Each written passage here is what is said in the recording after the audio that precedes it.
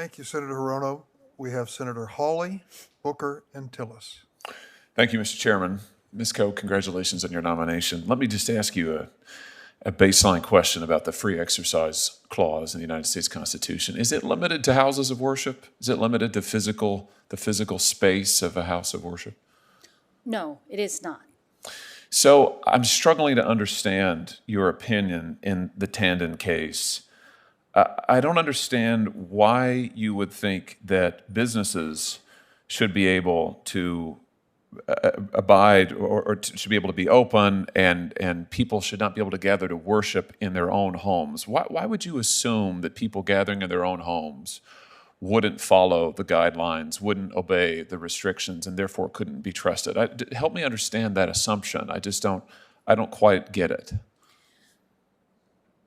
On my part, it wasn't an assumption. That was the scientific evidence and the only evidence on that issue that was presented in the record. Wait, it was scientific evidence that people of faith don't follow rules? No, but that the risk of transmission is greater inside a private home than in a commercial entity that is regulated, that can be subject to criminal penalties. I recognize... Wait a minute. Yes. I'm sorry, but your opinion says, under the state's restrictions, commercial environments require masking and social distancing, a requirement that can be enforced by commercial workers. On the other hand, at plaintiffs' gatherings, it is uncertain whether participants in these gatherings would maintain social distancing.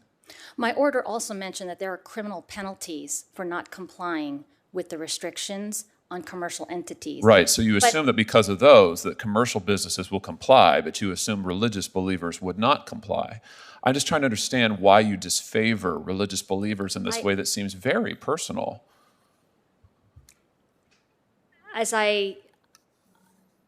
All I can say, Senator Hawley, is that I certainly have no animus toward any person of faith. You think maybe you have an implicit bias? Let me ask you this. No, but in the 2020 Women's Collective Summit, you said last year that stereotypes are deeply embedded in many people. I'm quoting you now.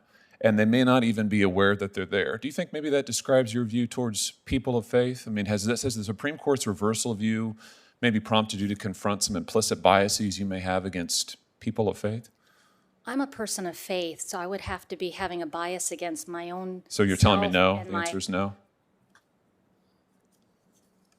I do not believe that I am biased against people of faith. I'm a person of faith. My whole family is a family of faith. Let me read you what the Supreme Court said about your reasoning. They said, you cannot assume the worst when people go to worship, but assume the best when people go to work. Why did you assume the worst when people go to worship?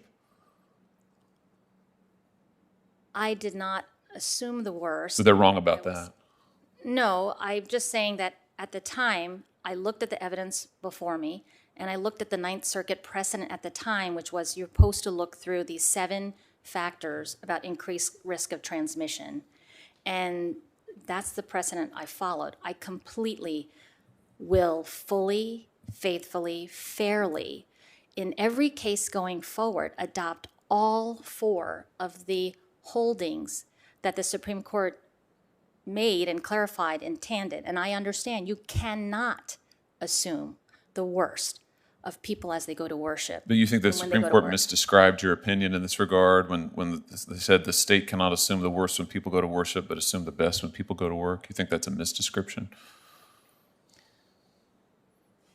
I understand that's the law, and that is what I'm going to follow. I certainly had no intent to do that. At the time, I was following existing Ninth Circuit precedent and looking at risk of transmission and making findings based on the record, which is what I understand to be my job. I understand now that comparability has to be assessed in a different way. I understand that what the rule is on the narrow tailoring for strict scrutiny analysis.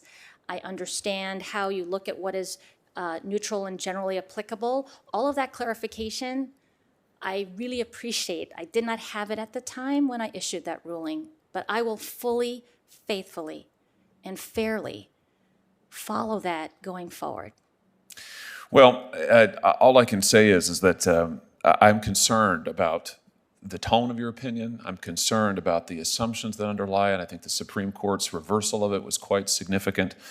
And I think the assumptions that people of faith can't be trusted, but people who go to strip clubs, as Senator Kennedy said, can be, is frankly pernicious and something that's worth further examination. And for those reasons, among others, I can't support your nomination. Thank you, Mr. Chairman. Senator Booker.